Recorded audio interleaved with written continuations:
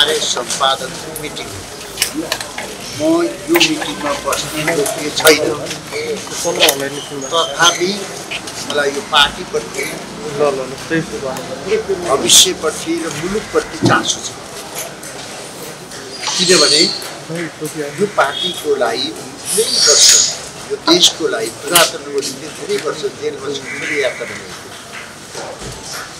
मैले कार्यवाहक सभापतिजी शेखर कोइरालाजी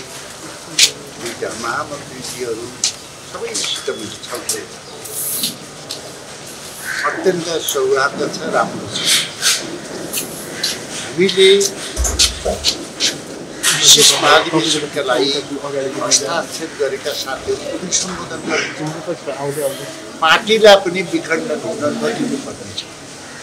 तपाईहरुलाई विश्वास गर्छु हाम्रो पार्टी फोड्दैन हामी सबैसँग छौँ।